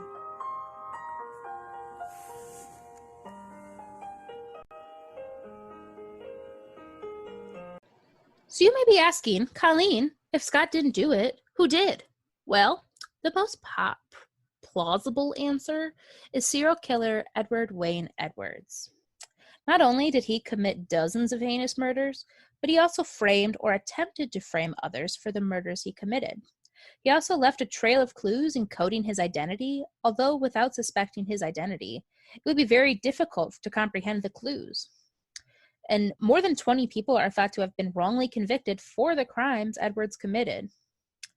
Any reasonable person will doubt the truth of these extraordinary claims. Once you have heard and understand the totality of the evidence, you should agree that Edwards was one of the most cunning and manipulative serial killers in U.S. history. Edwards later confessed in detail to Margot Burns that he planted Lacey's remains. Edwards also appears to have left messages, the, quote, message of God, unquote, and numerous messages using the name, I killed Lacey Peterson. Edwards also told Margot that Jean Paul was one of two men he directed to plant Lacey's remains. Edwards also told Margot that Jean Paul was paid to help with, quote, ice baby, i.e. crystal meth, and he called Margot baby. And this man and his associates were addicted to crystal meth, and the community that is thought that the burglars are from and Edwards is from was a very dark part of Modesto. It's a lot of crime, burglary, assaults, violence, murder. It's the bad part. And so there is a lot of drug abuse in that part of town. And this serial killer, Edward Wayne Edwards, had a contract to traffic a baby for adoption. He knew the Medinas had a safe and that they would be going away for Christmas. And somehow he knows Scott is having an affair. We don't know how. But he has done this before in framing other people. And he has this contract. He has to find a baby to traffic. So Edwards contacts the burglars, telling them that he has a tip. And the job is to abduct a woman, and they can have a safe from a burglary as payment. And they agree to the deal. Edwards gives them information about the home. Then, on the 24th, 10:33, the Medinas leave their home. 10:45, the burglars harass Lacey while she's out for her walk. Roughly 11 a.m., burglars commence the burglary. 11:30, Lacey returns home. Shortly before 11:40, burglars bring the safe out onto the lawn. Around that same time, someone, who's apparently Edwards, knocked on the front door. Lacey opened the door and turned her back, was pushed to the floor, then her hands and feet were tied. Then the dog was let out. Lacey's put in the van, together with the safe, and moved to a location. So this is where people saw the van, saw the safe, saw the people, saw Lacey. So Tom Harshman sees Lacey being forced into a van. There had been a man standing over her as she squatted to urinate with her back up against a chain-link fence. So this is another sighting of Lacey in this van, or by a van, with men standing over her. And she's pregnant. So her having to pee, not that big of a surprise, especially if she's afraid. So the burglars never know Edward's real name or why Lacey is being abducted. They don't even know who Lacey is until much later. And so if you're interested in why I have all this more information, again, let us know, because I've got tips for this and more evidence regarding what happened to Lacey's body and to Connor. But Lacey is held into January, but has trouble giving birth. She's given caffeine to try to induce her, but it doesn't work. And caffeine was found in high amounts in her autopsy. And pregnant women can't have too much caffeine, so that's why it's suspicious. Lacey dies during childbirth or trying to escape, or is murdered possibly in a San Francisco dry dock, per reporting. Lacey's body is kept for about a month in shallow water somewhere in the Bay Area, south of the Bay Bridge, anchored somehow so the body can be retrieved. And the reason why this is important is because, remember what I said in that beginning with that raft? On February 12th, someone instructed by Edwards retrieves Lacey's body and moves it to what's quoted as a tomb on the Albany Bulb. And this is with that Zodiac-style raft. And this person has said that they confessed that they went to move the body, because in the autopsy is that Lacey's body was in the water for much longer than Connor's body. Then Edwards orders Connor to be planted on April 13th using that raft, and with Jean Paul's assistance, a second man, and he supervises the planting of Lacey's remains on April 14th, again, early hours, and exactly how he described it in his confession. And why did he wait till April to do this? Well, one, they had already been looking in around that area since that was Scott's alibi for months. There were helicopters, dive teams, there were searches. Like, this water was thoroughly searched. If they didn't find her then, and she wasn't there, well, why she showed up later? Well, Wayne Edwards has now been pinned to the murder of the Black Dahlia murders.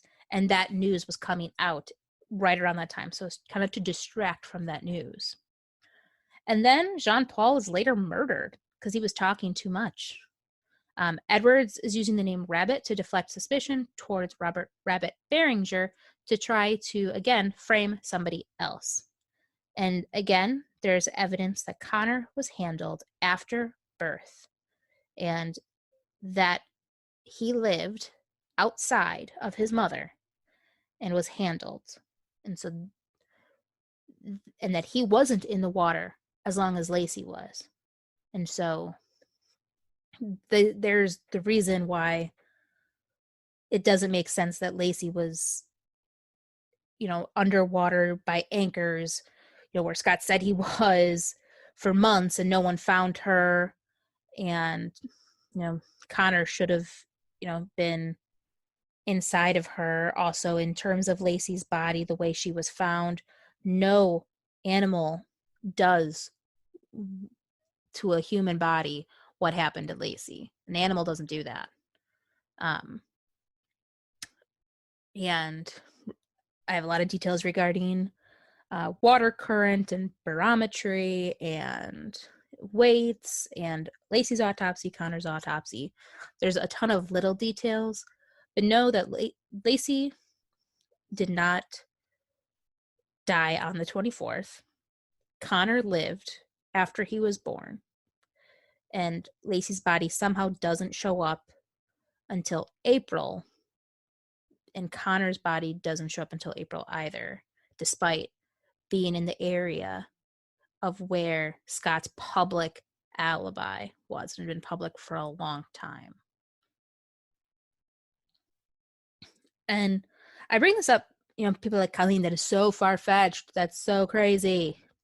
The issue is that there are similar cases that happened along this time in their area. And there are 3. The first one was on July 24th of 2002. The partial remains of Evelyn Hernandez were found floating in the San Francisco Bay underneath the city's landmark Bay Bridge.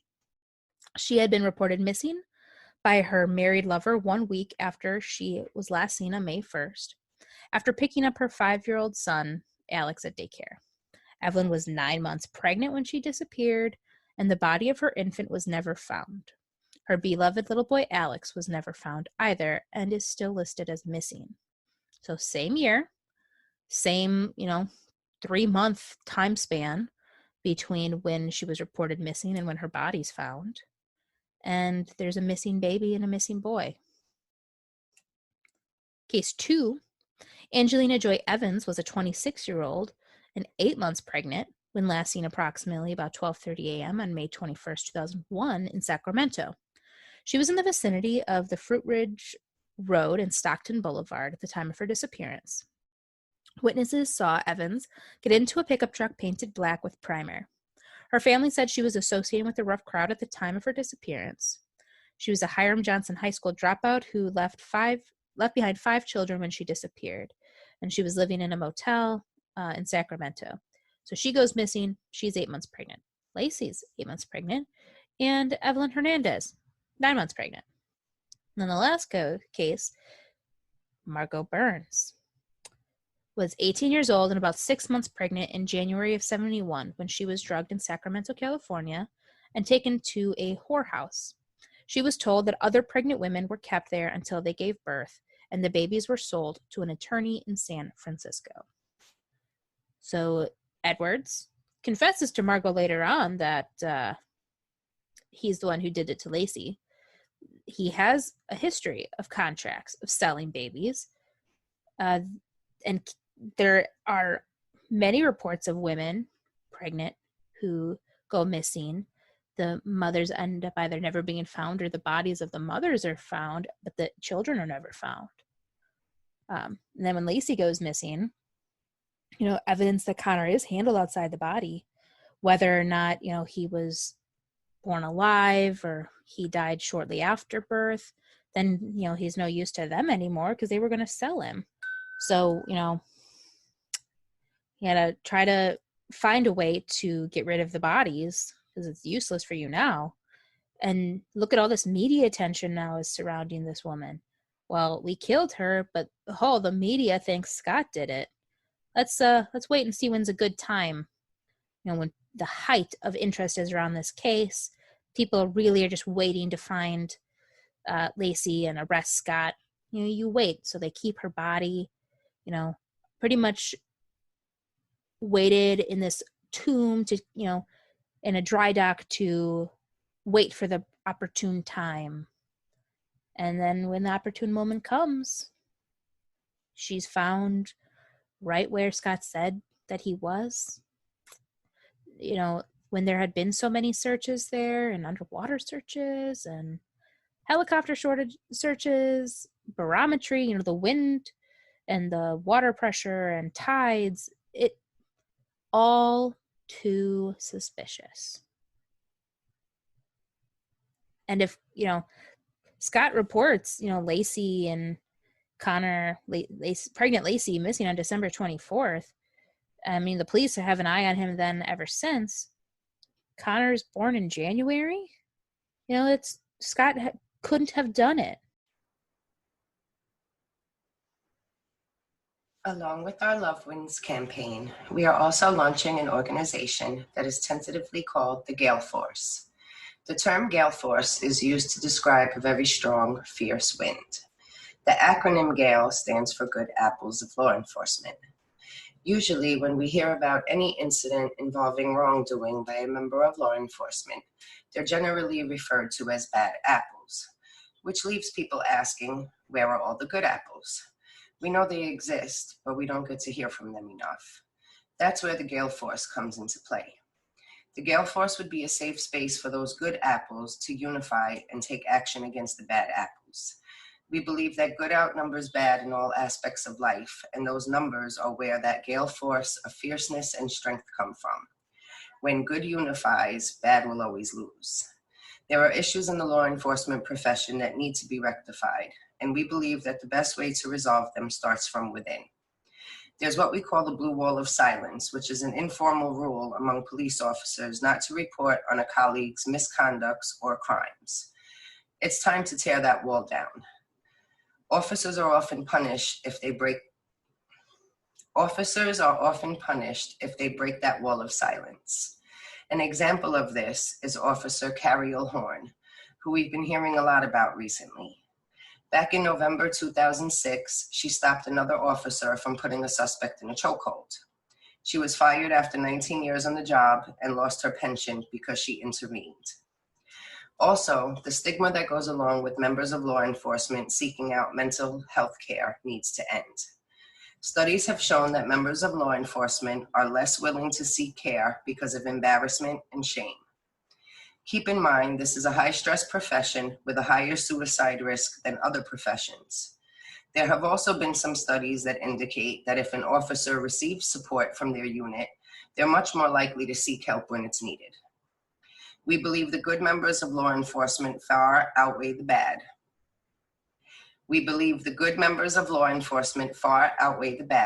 But we also believe that the system needs to be changed to give them a louder voice without fear of retribution or desertion by their colleagues or superiors. We hope the Gale Force can be a first step in giving these law enforcement officers from all over the country support and a way to come together and say, we will not stand by and allow anyone to tarnish the profession that we have dedicated ourselves to. We're going to clean the barrel, one bad apple at a time.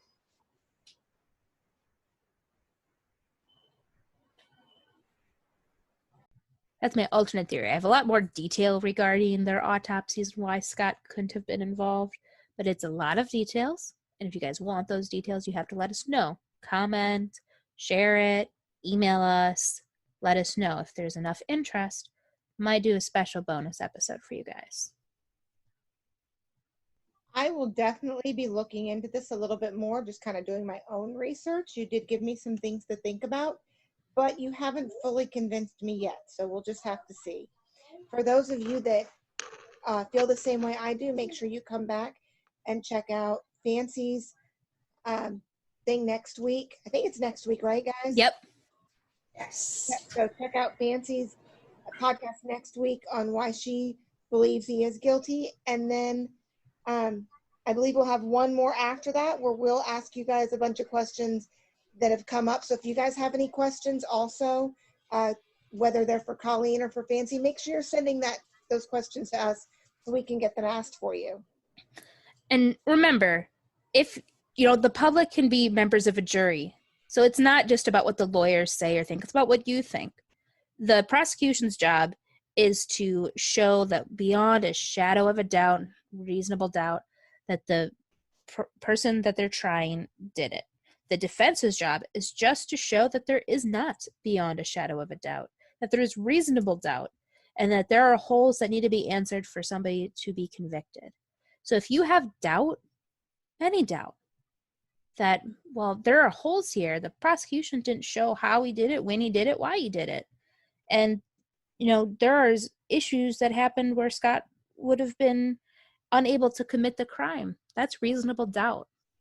And if you have reasonable doubt, that's not a guilty verdict. And that's definitely not a death penalty sentence. Well, I can't say if I have reasonable doubt or not yet, but you definitely gave me several things that I'm going to go look into before I make my decision. There's a few things that you spoke about that I had never heard about, so I want to look a little bit more into them. All right, that's it. How'd it go, guys? Was it good? I think it went well. Yeah, I do too. Yeah, go ahead. I want to look into that serial killer because I had never heard really anything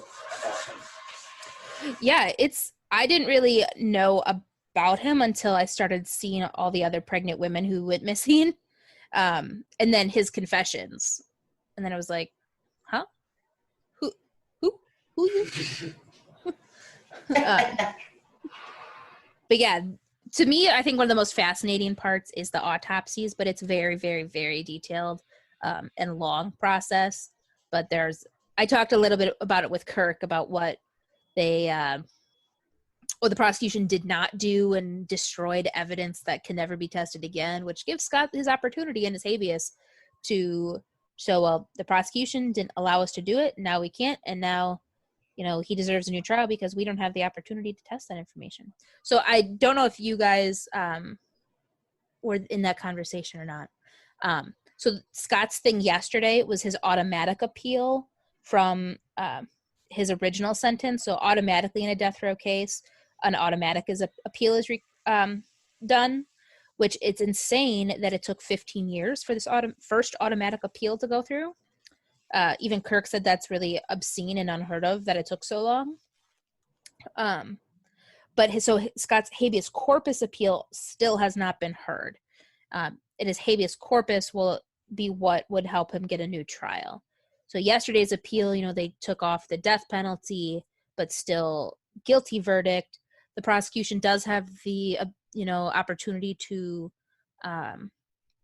appeal that ruling, but doubtful that they will, because then it will open them up to having to defend their arguments. And because they've admitted they made a lot of mistakes, it would lead Scott easily to be able to get a new trial and then cost a lot of money, scrutiny, and their entire guilty verdict would pretty much be erased and they'd have to do over.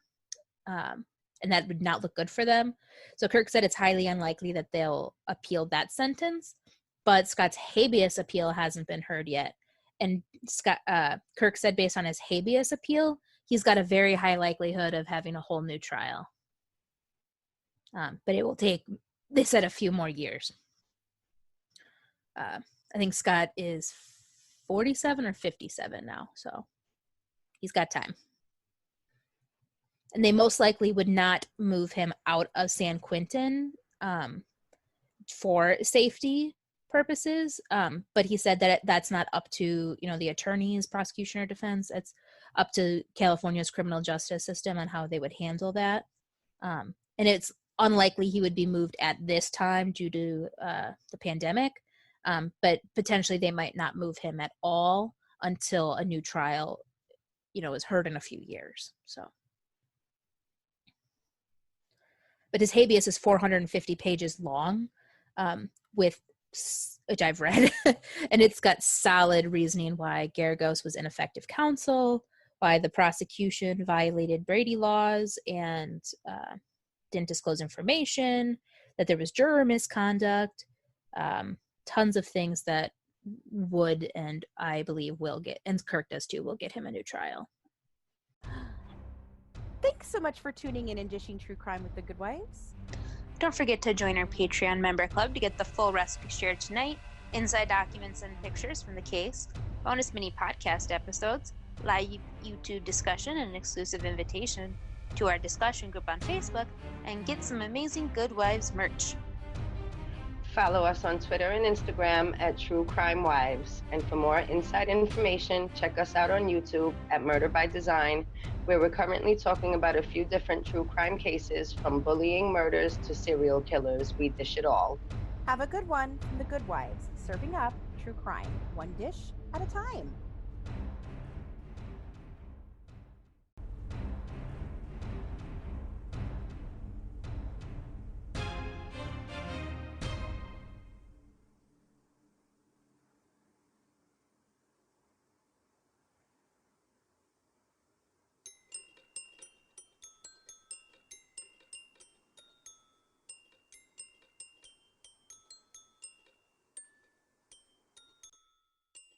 At Baker's, we know the minute a tomato is picked, the fresh timer starts. The sooner we get our produce to you, the fresher it is. That's why we've shortened the time from harvest to home for our tasty tomatoes, strawberries, and salads. So no matter how you shop, you have more time with your fresh produce. Baker's, fresh for everyone. We've locked in low prices to help you save big store-wide. Look for the locked in low prices tags and enjoy extra savings throughout the store.